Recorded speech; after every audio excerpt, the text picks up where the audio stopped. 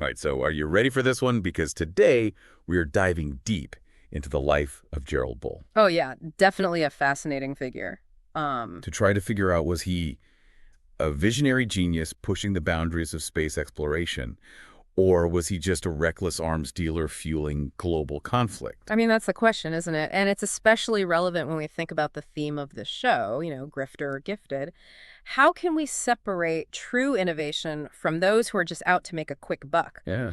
Especially when the technology they're working with has the potential to be so destructive. And that line between grifter and gifted seems particularly blurry with Gerald Bull. Absolutely. I mean, we've got articles, biographies, military reports, a whole ton of information to dig through. Yeah. And our goal is to really sift through it all Yep. and figure out, was this guy truly passionate about space exploration? Mm-hmm. Or was he more interested in personal gain, even if it meant putting some pretty dangerous weapons in the wrong hands? Yeah, and you can't ignore that Project Babylon, the infamous supergun he was building for Saddam Hussein, that definitely raises some major red flags. Oh, yeah, for sure. But then on the other hand, you have projects like Project HARP, where he was using these massive artillery cannons to launch projectiles into space. So it's like, was this guy a dreamer or a schemer? Right. It's what makes him so fascinating. He's bouncing back and forth between these seemingly altruistic scientific endeavors and then getting caught up in international arms dealing. It's a crazy story. It is. So where do we even begin to unravel this complicated legacy? Well, I think a good place to start is with the man himself. Let's go back to the beginning. Gerald Vincent Bull was born in 1928 in North Bay, Ontario. Okay, so Canada. Yeah, up in Canada. His childhood wasn't easy. The Great Depression hit his family hard, and they ended up having to move to Toronto. So I can just picture young Gerald, finding an escape in building model airplanes. Oh, absolutely. You can almost see that spark of engineering curiosity Sure. starting to ignite. Right. Yeah, and it's no surprise that he was fascinated by aviation. I mean, the guy was accepted into a prestigious aeronautical engineering program at the University of Toronto when he was just 16 years old. 16. That's right, a real prodigy. And at the University of Toronto, his talent really starts to shine. He excelled in his studies, especially when it came to supersonic wind tunnels. It makes so much sense when you think about it. Mhm. Wind tunnels, they're all about understanding how objects behave at incredibly high speeds. It's almost like a direct line to his lifelong obsession with ballistics and pushing the limits of velocity. Absolutely. You can see the early seeds of Project HARP and Right. even the supergun in that fascination. Totally. It's like it's all right there. Yeah. It's clear that even then, Bull was driven by this desire to break boundaries and achieve what other people thought was impossible. He definitely wasn't afraid to think big. No, he wasn't. Yeah. So let's talk about Project HARP. This was a joint U.S.-Canadian military project, and their goal was to launch projectiles into space using these gigantic cannons. I mean, who comes up with this stuff? It sounds like something straight out of a sci-fi movie. It was definitely a bold undertaking. They took a modified 16-inch naval gun over 100 feet long and set it up in Barbados. Wow. This thing was a monster, capable of firing projectiles over 100 kilometers high. Wait, seriously, over 100 kilometers. I'm trying to wrap my head around the sheer scale of that. Yeah. And this was in the early 1960s, right? That's right. The project was running from 1961 to 1967. And get this, it actually set the world altitude record for a gun-fired projectile. They launched a projectile 180 kilometers high, a record that still stands today. That's absolutely mind-blowing. You got to admit there's a certain genius to that, even if it seems a little crazy. So what was the ultimate goal of all this? Were they trying to get to the moon with a giant cannon? Well, not quite. The project aimed to gather atmospheric data and test re-entry vehicles. It was seen as a potentially cheaper way to explore space. Okay, that makes sense. But of course, it wasn't without controversy. Right. Costs were escalating, the political landscape was shifting, and there were questions about the true scientific value of the project. Yeah, makes sense. So eventually, all those factors led to its cancellation in 1967. So that's where things start to get messy, right? Yeah, you could say that. Like, here's where we start to wonder, was Bull really a visionary pushing the boundaries of space exploration, or was he starting to get a little too comfortable playing with fire? It's a valid question. Yeah. And to really try to answer it, we need to look at what happened next. After HARP was shut down, Bull founded his own company, the Space Research Corporation, or SRC. His goal was to commercialize his expertise. He still had those big dreams of space exploration, but now he had to find a way to pay the bills. So what did SRC actually do? Did they build more giant cannons? Well, they did focus on developing some pretty innovative artillery systems. One of their most notable creations was the GC-45 howitzer, which gained a reputation for its impressive range and accuracy. Okay, so a howitzer. That's a type of artillery, right? So he's moved from launching stuff into space to building weapons. That's right. And that's where the ethical questions really start to come in. The GC-45 used a technology called base bleed to increase the range of the shells.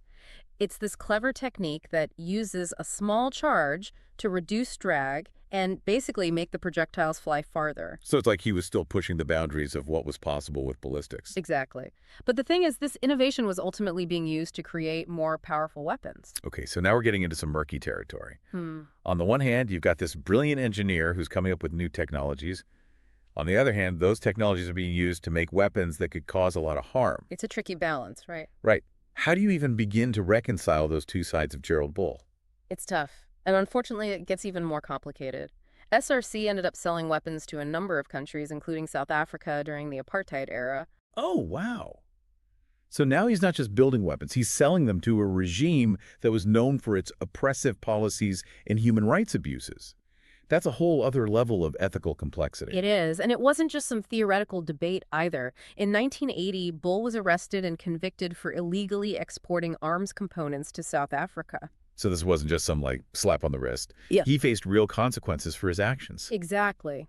This really tarnished his reputation and kind of highlighted the dangerous path that he was walking. It's a fascinating and troubling story, isn't it? Yeah. Here's this brilliant mind who's pushing the boundaries of technology, but he's also making choices that have some serious consequences in the real world. Definitely a lot of contradictions. It definitely makes you wonder what was driving him. Was it ambition? Greed? A genuine belief that he was somehow advancing science? Or maybe some combination of all of the above. It's hard to say for sure. But to really understand that, I think we need to delve into his most controversial project, Project Babylon. This is where the supergun comes in. And trust me, the story gets even wilder. Okay, I'm ready. Hit me with it. What was Project Babylon all about? Well, in the late 1980s, Bull struck up a clandestine agreement with Iraqi dictator Saddam Hussein. Saddam Hussein, wow. Okay. To design and oversee the construction of an enormous supergun. And I mean, enormous. We're talking Big Babylon, a cannon with a 1-meter bore over 156 meters long, assembled from multiple sections. Hold on, a gun over 150 meters long? That sounds absolutely insane. What on earth was Saddam Hussein planning to do with that? That's the million-dollar question, and one that had Western governments extremely concerned. There was widespread fear that this supergun could be used as a weapon of mass destruction. I mean, a weapon that size could do some serious damage. But did Bull actually know what Saddam's intentions were? Did he even care? Well, that's a really good question. I mean, it's tough to say for certain whether Bull was fully aware of Saddam's ultimate plans, but it's hard to believe that he was completely naive. Right, come on, you're building a supergun for a dictator with a history of aggression. Exactly. It's not like Saddam was known for his peaceful use of technology. Exactly. So was Bull just turning a blind eye, or was he actively complicit in whatever Saddam had cooked up? It's hard to say. I mean, some argue that Bull was purely focused on the scientific challenge of building such a powerful weapon that he might have downplayed or even ignored the potential consequences. Yeah, I guess when you're that deep into a project, it can be easy to lose sight of the bigger picture.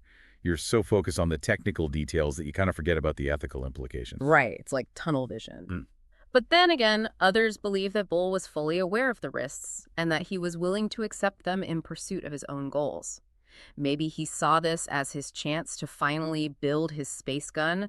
Maybe he believed that working with Saddam was the only way to get the funding and resources he needed. It's like a Faustian bargain. Right? Yeah. You make a deal with the devil to achieve your dreams, but at what cost? Exactly. And it's a question that continues to haunt Bull's legacy.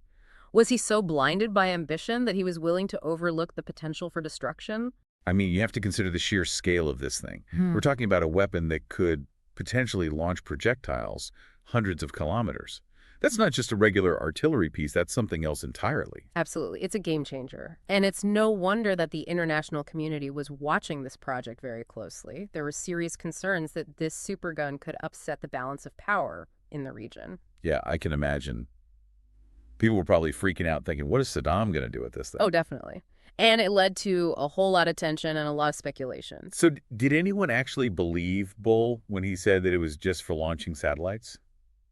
I mean, it's easy to be skeptical, right? After all, this is a man who'd already been convicted of illegal arms dealing, and you have to consider the context we're talking about. Saddam Hussein, a dictator not exactly known for his peaceful intentions. You've got a brutal dictator teaming up with a brilliant but ethically questionable engineer who's willing to push the boundaries of technology. It's kind of a recipe for disaster. And the world took notice. The supergun affair erupted in 1990 when British authorities seized components that were meant for Iraq. So, like, they intercepted the parts before they could get to Saddam. Exactly. It was a huge scandal, and it basically confirmed everyone's suspicions about what Bull and Saddam were up to. So at this point, Bull's reputation is pretty much in tatters, right? Right. He's gone from a pioneering space researcher to an international arms dealer working with a dictator. It's a pretty steep fall from grace. It definitely painted him in a negative light.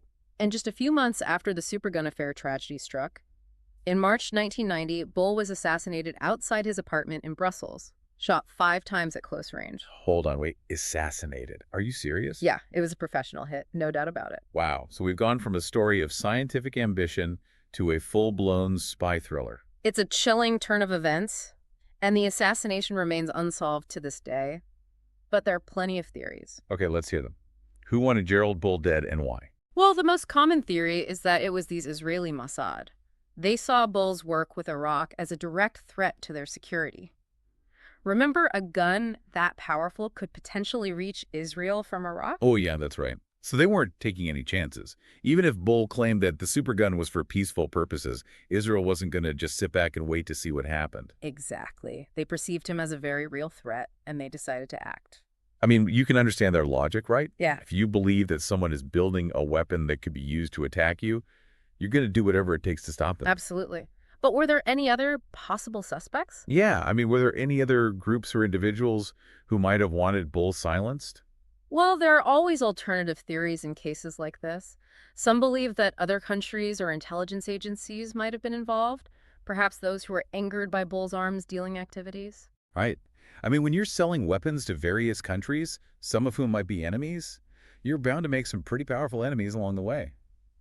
It's a dangerous game of chess, and Bull might have just made the wrong move. It's definitely a possibility. There's also the theory that it was a personal vendetta or even a conspiracy involving multiple actors. The truth is, we may never know for sure who pulled the trigger or what their exact motivations were. So we're left with more questions than answers. It's a mystery that may never be fully solved. It's almost fitting in a way, isn't it? Mm-hmm. This guy who lived a life shrouded in secrecy and controversy ends up dying under mysterious circumstances. It's like something out of a John le Carré novel. You could say that. Yeah. And that air of mystery adds another layer to the grifter or gifted question. It's hard to separate fact from fiction when you're dealing with a life like this. Absolutely. Yeah. But even with all the intrigue and controversy, we can't ignore the fact that Gerald Bull was a brilliant engineer who made some significant contributions to the field of ballistics and space exploration. That's true. You can't take that away from him. His work on Project HARP, despite its eventual cancellation, advanced our understanding of the upper atmosphere, and it showed that it was possible to launch projectiles to incredible heights using unconventional methods.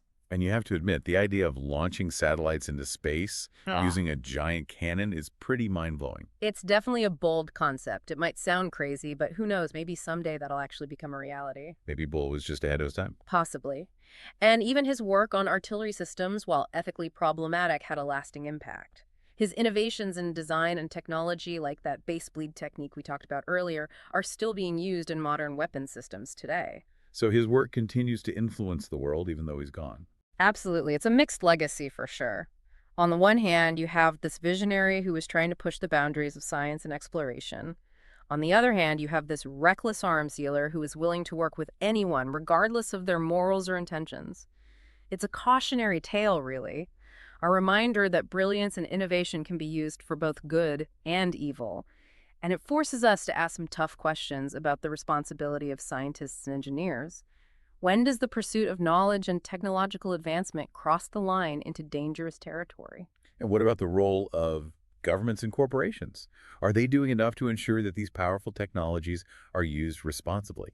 It seems like Gerald Bull's story raises as many questions as it answers. It definitely does. But that's the nature of the grifter or gifted dilemma. It's rarely a simple black and white answer. So where do we go from here? I mean, we've covered a lot of ground: his early life, Project HARP, the Space Research Corporation project, Babylon, the assassination. It's been a whirlwind. What parts of Gerald Bull's story do you find most intriguing or thought-provoking? For me, it's the question of motivation. What was driving him? Was it a genuine desire to advance science and exploration? Or was it something darker, like greed ambition, a thirst for power?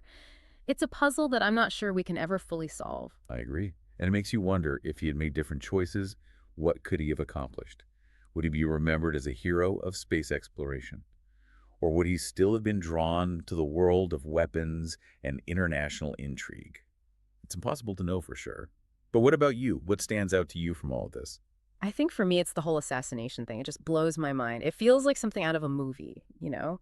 This brilliant but controversial scientist gets taken out in a shadowy hit. Yeah, I get it. It definitely adds to the mystery of his whole life. Totally. And the fact that it happened so soon after the supergun affair makes it almost impossible not to connect the dots. Did someone fear what Bull knew? What he might reveal? It's definitely possible. I mean, think about it. He was operating in a world of high-stakes international intrigue. Arms deals dictators cutting-edge technology with potentially devastating consequences.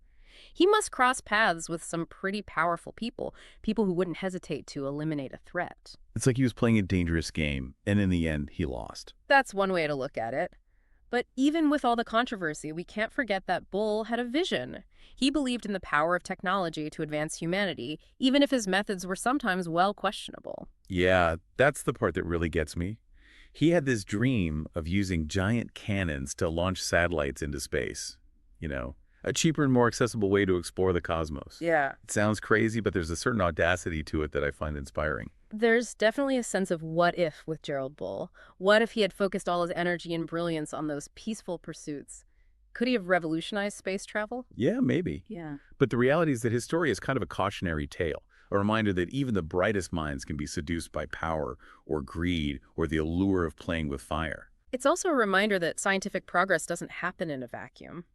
There are always ethical considerations, political ramifications, and the potential for unintended consequences.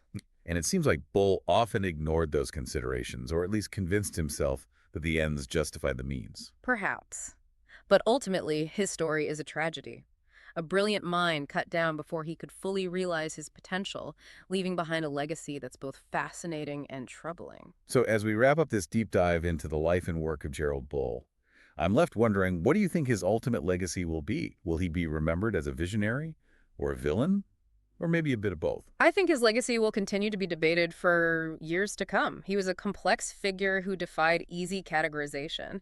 But maybe that's the most important lesson we can take away from his story. Yeah. The world's full of shades of gray, and it's up to each of us to grapple with those complexities and form our own conclusions. Well said.